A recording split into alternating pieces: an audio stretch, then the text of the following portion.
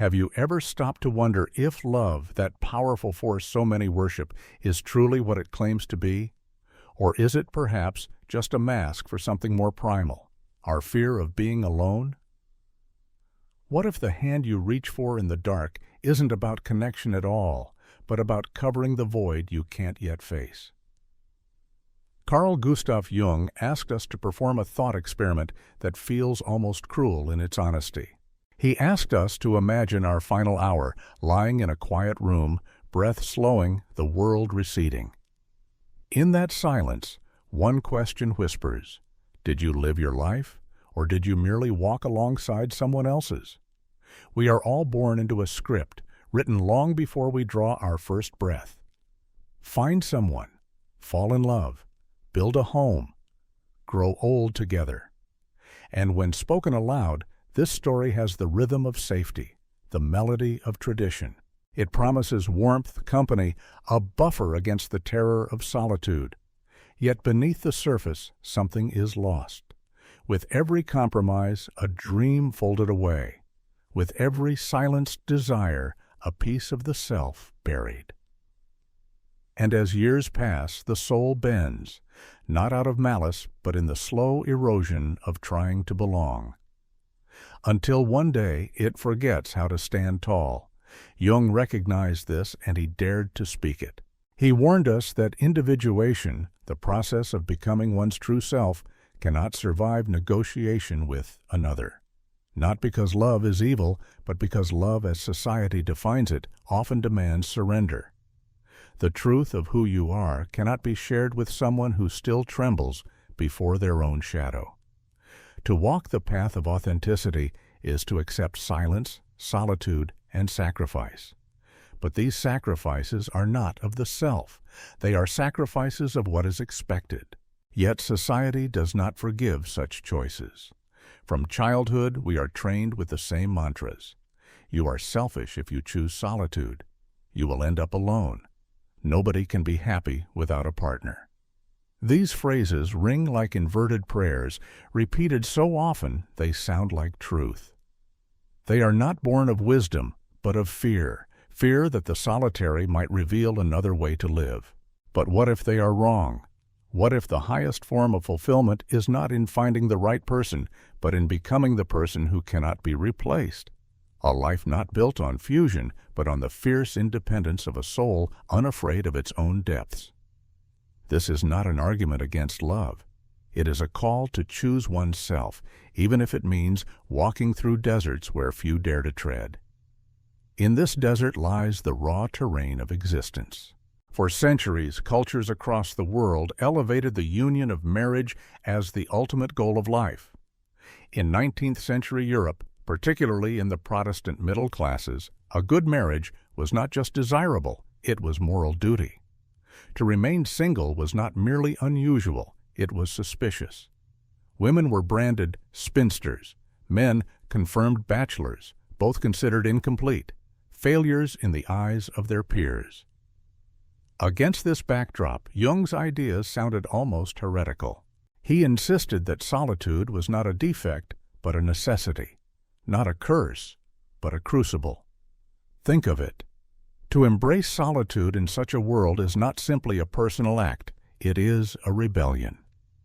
A quiet revolution against centuries of conditioning. And though rebellion sounds romantic, in truth, it is far heavier. It is choosing to be misunderstood, even pitied, rather than betray your own integrity. This tension between societal expectation and inner truth is where our story begins. Jung's insights were not abstract theories, but living fire. He saw how the cultural script turned people into actors repeating lines that weren't their own. He saw how dreams dried up, hidden away in the cupboards of compromise. And he asked the forbidden question: what would happen if you refused the script altogether?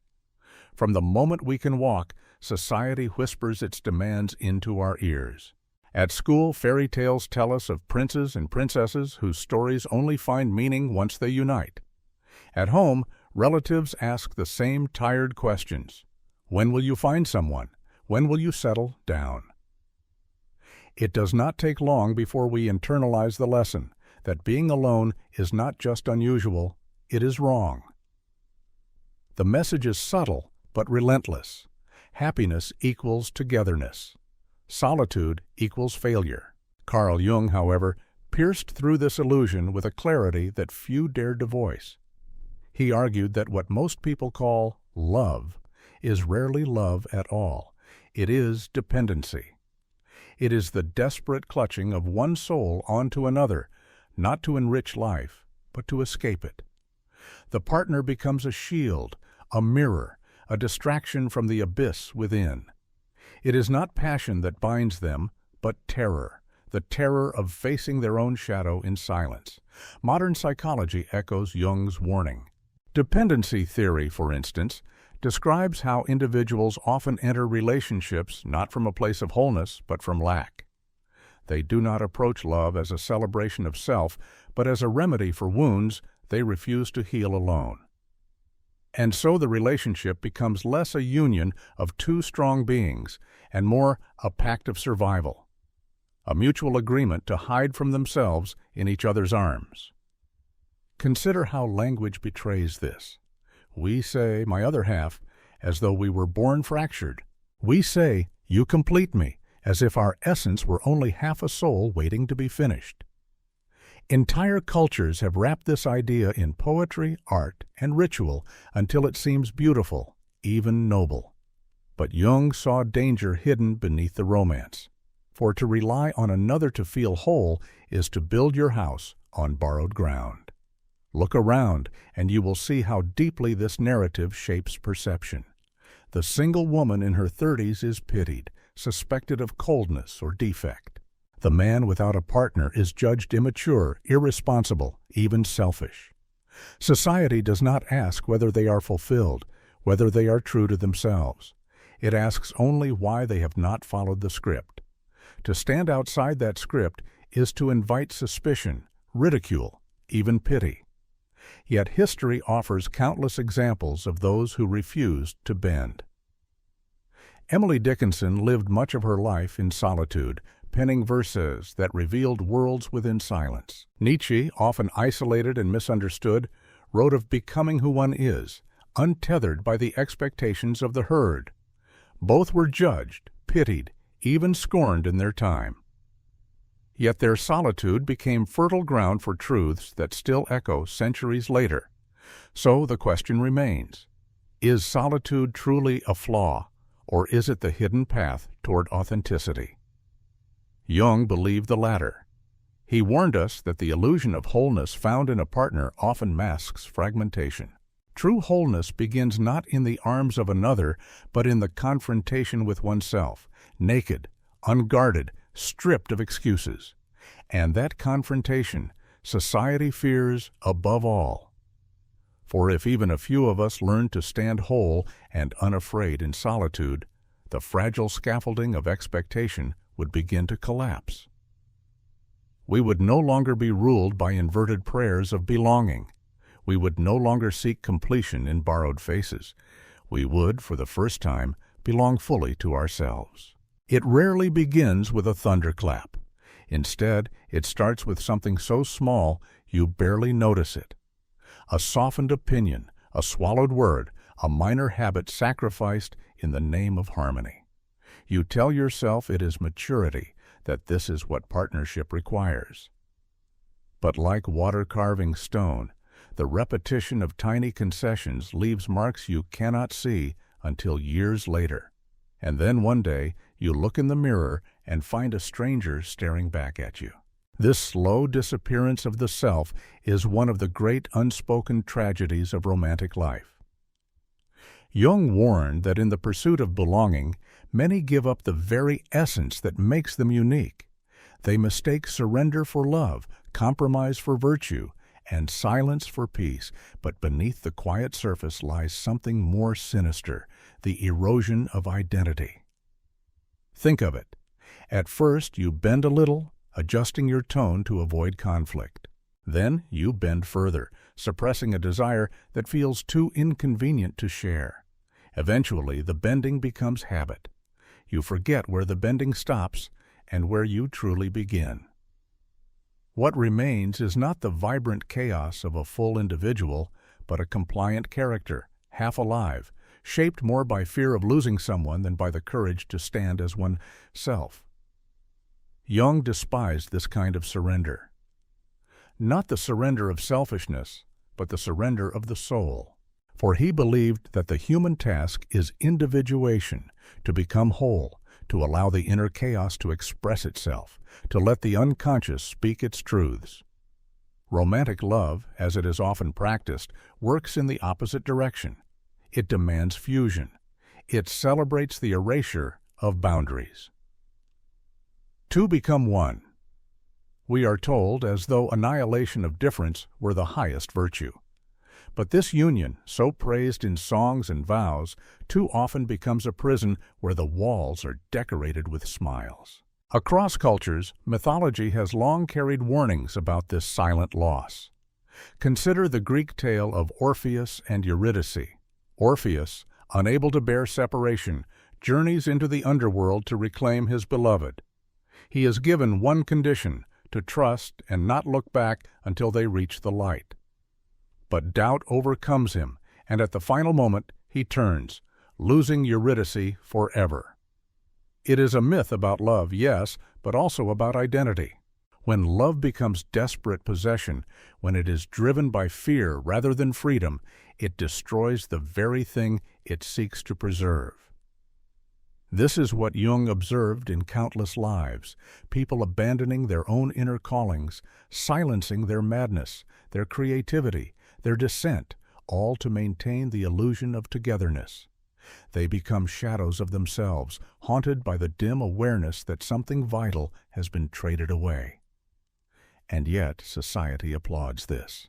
It calls such sacrifice maturity. It calls such conformity responsibility.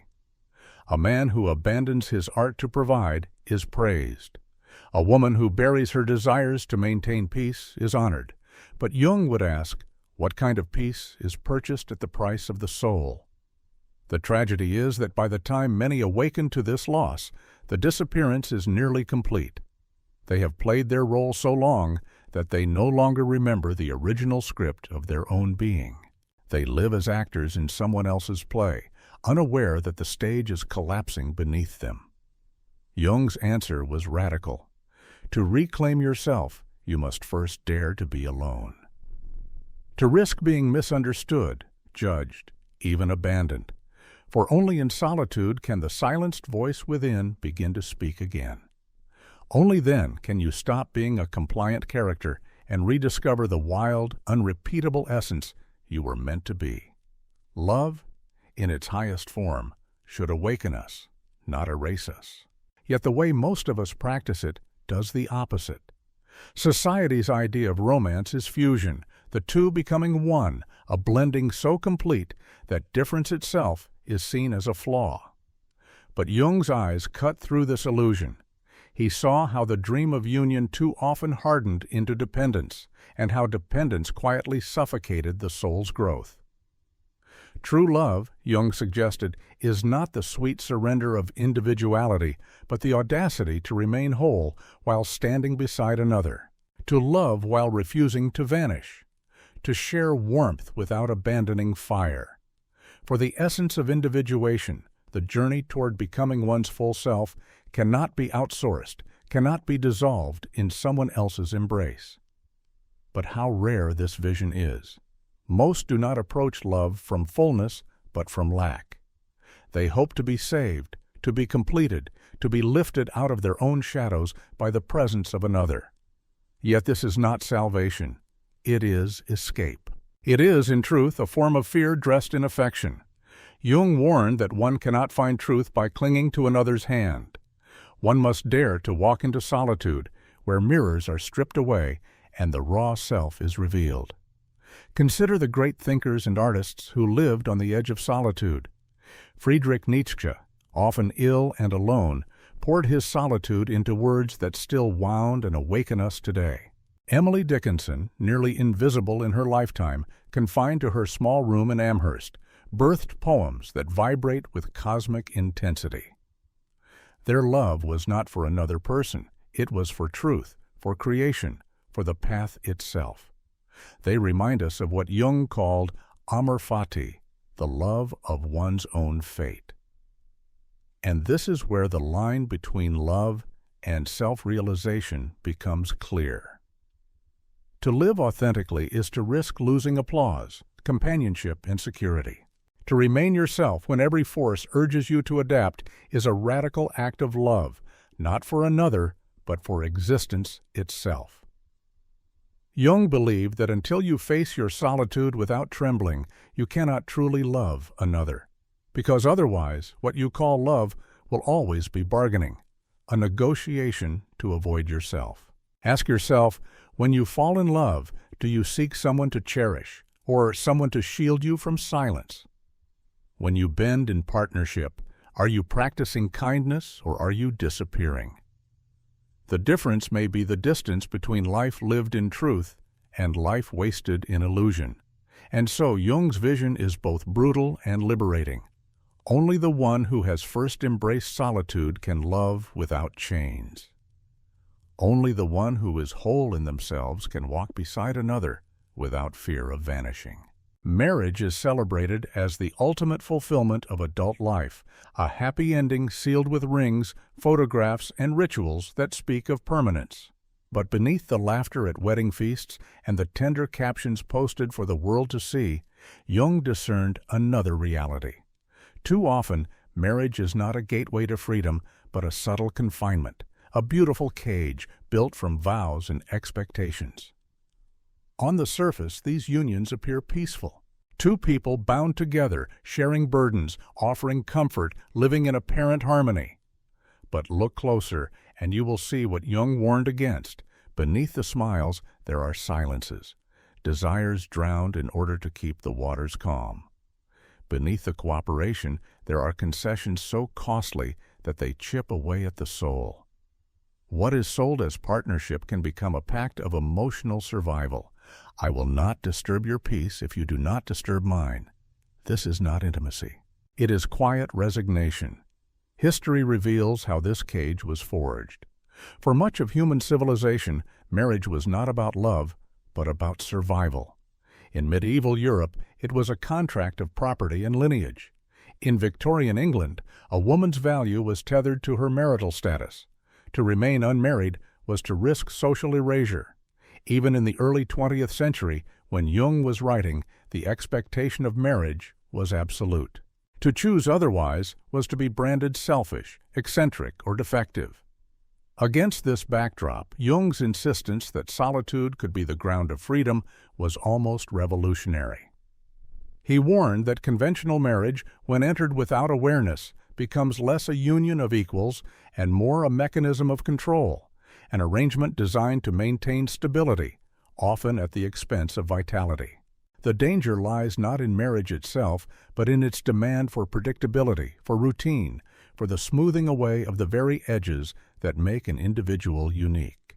And yet, those edges, our chaos, our creativity, our untamed hunger for truth, are the essence of who we are. Think of the countless lives where potential withers behind domestic walls. The painter who lays aside her brushes to manage the household, the philosopher who buries his questions to preserve peace at the dinner table. These losses rarely make headlines, but they accumulate across centuries, a silent graveyard of dreams sacrificed at the altar of convention. Society calls this maturity. Jung called it betrayal. For to deny the deepest currents of your being in order to maintain an image of harmony is not virtue, it is a slow death. The paradox is cruel. What culture praises as stability often becomes a cage so subtle, so decorated, that the prisoner does not even realize the bars are there. And this is the danger Jung exposed. When marriage is built on fear of solitude rather than love of self, it becomes a contract of avoidance, a sanctuary not from loneliness, but from the truth of who we might become. Creation, in its truest sense, demands space. A mind on fire cannot endure constant interruptions, nor can it share its rhythm with the endless negotiations of companionship. Jung knew this well. The soul that seeks to expand needs silence. Yet romantic love, especially in its conventional form, demands containment. What shall we eat? Whom shall we visit? How much time should we give to one another? These questions may seem harmless, but to the restless mind, they are shackles. Each negotiation drains energy that could have been spent shaping thought, birthing ideas, or wrestling with the abyss within. Behind the beauty of togetherness lies a hidden cost, and it is one creators often pay most dearly. Consider the act of writing.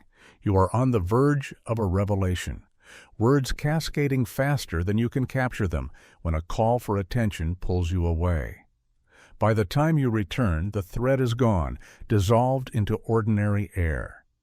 These moments seem trivial, but over years they accumulate into a slow poison. What might have been a book, a discovery, a masterpiece, dissolves into unfulfilled possibility. History offers stark illustrations. Nikola Tesla lived almost entirely alone, convinced that relationships would fracture his devotion to invention. He once confessed that he could never give both himself and his work to another human being, and so he chose the work. Albert Einstein, though married twice, produced his most radical theories not at the family table, but in solitude, often walking alone for hours, lost in thought. Albert Camus, wrestling with the absurd, did so not in the warmth of companionship, but in the silence of his own exile. These figures were not rejecting love itself. They were protecting a fire that could not survive in the constant winds of compromise. Jung's insight was mercilessly clear. Most relationships, however tender, generate noise. They demand adaptation, emotional performance, constant calibration of the self against another. But creation requires a mind unbound, free to follow threads wherever they lead, even into madness. The artist cannot stop mid-stroke to explain his vision. The philosopher cannot dilute his thought so it may sit comfortably at the dinner table. Genius demands selfishness, the willingness to let solitude guard the gates of inspiration. And yet, to choose this path is to invite misunderstanding. The solitary creator is called eccentric, cold, even inhuman. Society praises innovation but despises the solitude required to achieve it. It applauds the fruits while scorning the soil. But Jung would say, it is in this very soil of solitude that true thought germinates. To belong fully to another is to risk losing the thread of one's own destiny. To protect the spark of creation, one must sometimes walk alone, accepting the loss of comfort for the sake of truth. For the cost of companionship is not measured only in hours. It is measured in the ideas that never came to life, the songs never sung, the visions that dissolved in compromise. To the untrained eye, solitude looks like absence, a room without company, a silence without warmth, a life stripped of companionship. But Jung saw it differently. For him, solitude was not a punishment, but a battlefield, a crucible, where the soul confronts itself. It is in solitude that masks fall away, distractions dissolve, and the raw self is forced to stand naked before its own shadow. Few dare to enter this arena, for it demands a strength modern society no longer teaches. Today we live in an age of endless noise. The hum of notifications, the chatter of social networks, the constant exposure of intimacy to strangers. Never has humanity been more connected. And yet, never has it been so estranged from itself. Silence terrifies us. To sit alone, without distraction, feels unbearable, because it forces us to hear the voice we have been avoiding, the voice that asks who we truly are, and what we have refused to become. Jung called this confrontation indispensable. For individuation, the process of becoming whole requires that we descend into the darkness of our own unconscious. One does not become enlightened by imagining figures of light, he wrote, but by making the darkness conscious. And such darkness does not reveal itself in romantic dinners or family gatherings. It emerges only when all noise has ceased, when you are forced to meet yourself without witnesses, excuses, or escape. Throughout history, those who pursued truth have always embraced this solitude. Monastic traditions in Buddhism and Christianity demanded silence as a path to transcendence. Hermits, philosophers, and mystics across cultures retreated from society not to escape life, but to encounter it more fully. In the quiet of the desert, the cave, or the cloister, they wrestled with their demons until those demons revealed their secrets. Modern neuroscience, interestingly, confirms what ancient sages intuited. Studies show that solitude enhances creativity, deepens focus, and allows the brain to form connections impossible in states of constant distraction. The wandering mind, unshackled by interruptions, generates insights that structured schedules can never produce. What religion called enlightenment, science now calls cognitive freedom. But make no mistake, this path is not romantic. Solitude is not the curated aesthetic of coffee shops and weekend retreats. It is a wilderness where fragile egos collapse. In solitude, there is no applause to reassure you, no partner to soothe you, no external validation to silence your doubts. You either face yourself or you run. Most choose to run, back into relationships, into busyness, into anything that muffles the silence.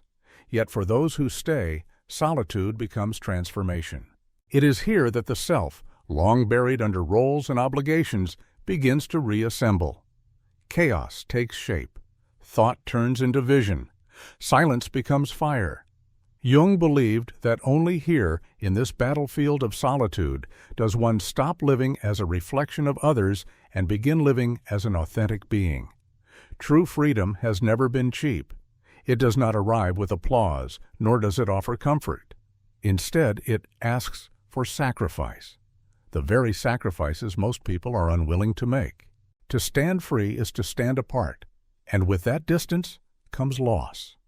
Friends drift away. Lovers turn their backs. Society brands you strange, selfish, even broken. But Jung insisted, in losing all that binds you, you gain the one thing no one else can give. You gain yourself. This is the paradox. People say they desire freedom, but what they often want is the edited version. Freedom with guarantees, with affection, with stability still intact. Real freedom is brutal. It strips away belonging, acceptance, and the soothing balm of emotional comfort. It leaves you face to face with total responsibility. No one to blame, no one to lean on, only the raw weight of your own choices. Jung did not merely theorize about this. He lived it.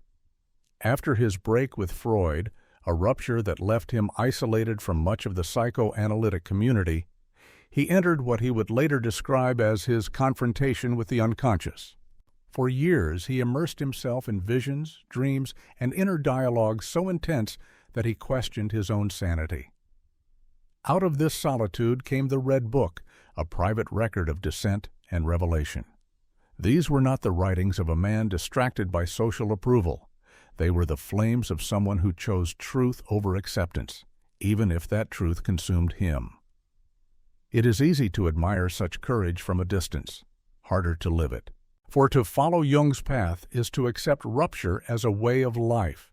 You lose the comfort of predictability, the warmth of shared plans, the assurance of companionship. In their place, you inherit silence, nights of doubt, days of wandering. Yet it is within this wandering that power is born, the kind of power that comes when no one owns you, when no expectation can bend you. Think of it this way. A person bound by fear of loneliness can be manipulated. They will compromise, betray themselves, even bow to mediocrity, all to avoid being left behind. But one who has embraced solitude is untouchable. They cannot be blackmailed with rejection, nor controlled by the promise of love. They do not need to belong, and that absence of need makes them dangerous. They are free. Jung called this state individuation, the process of becoming whole, self-sufficient, undivided, and it can never be achieved by clinging to another. It emerges only when you renounce what the world values most: applause, comfort, belonging. Freedom requires rupture. But in that rupture lies sovereignty, the power to live not as an echo of others, but as the original voice you were meant to be. Stability. How tender that word sounds, how noble it appears. Families, cultures, even entire nations are built upon it. And marriage, in its conventional form, is often praised as the pinnacle of this stability. To marry is to secure your place in the world, to step into the rhythm of predictability, to know what tomorrow holds. Yet Jung warned that what society celebrates as stability can, for the creative soul, become a golden cage, beautiful, polished, admired by others, but a cage nonetheless. Inside this cage, routine takes root. Days are shaped by repetition, shared meals, household tasks, the scheduling of lives around one another. There is nothing wrong with these patterns. They provide comfort, continuity, and security. But for the restless spirit, for the mind driven by visions and questions, such predictability can suffocate. Creative fire thrives in chaos, silence, and risk.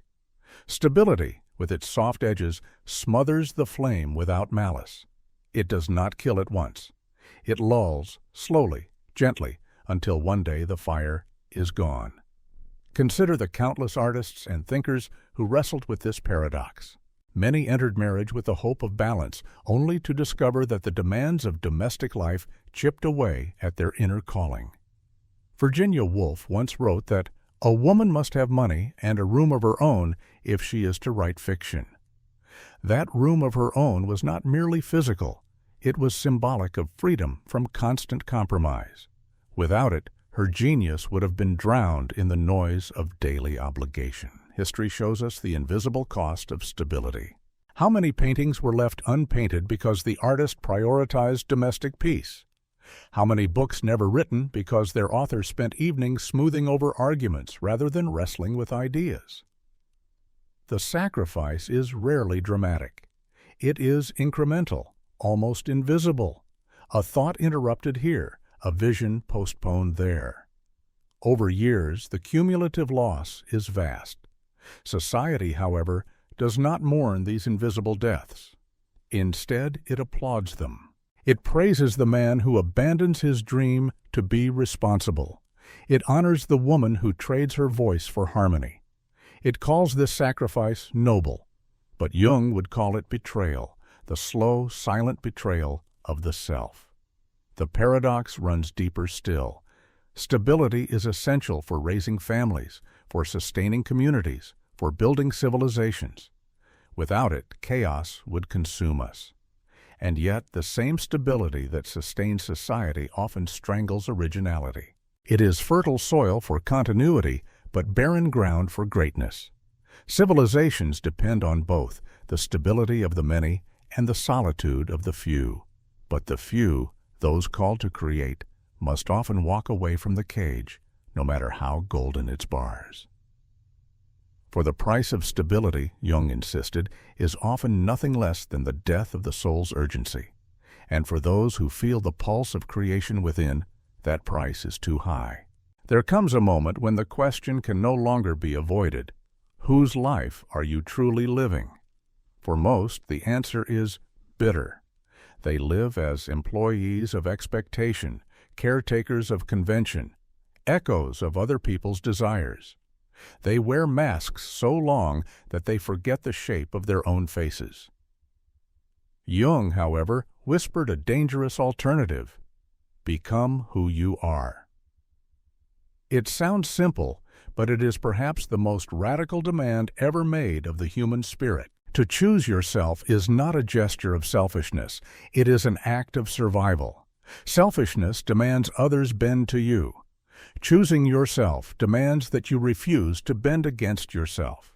It is a war, quiet but relentless, fought against centuries of conditioning that taught you to seek approval before truth. And in this war, victory requires loss. You will disappoint those who projected their expectations onto you. You will betray the image of the good son, the dutiful daughter, the loyal partner. People will say you have changed, that you are cold, that you are lost. Yet in that loss lies a new beginning. Modern life only sharpens this conflict. Never before have we been so exposed, so pressured to perform for invisible audiences. Social media amplifies the cage, turning belonging into currency and solitude into stigma. To step away is to risk vanishing from the collective stage. But Jung's vision insists that the only applause that matters is the silent approval of your own soul. He did not promise happiness. He promised wholeness. Happiness is fleeting, conditional, dependent on circumstances. Wholeness is eternal. It is the knowledge that you did not betray yourself, even when it cost you love, comfort, or acceptance. Wholeness is the integrity born of walking alone and discovering you were enough all along. And so the choice stands before you as it has stood before every soul brave enough to listen. You can return to normality, smile in photographs, post captions of belonging, trade your essence for the safety of applause.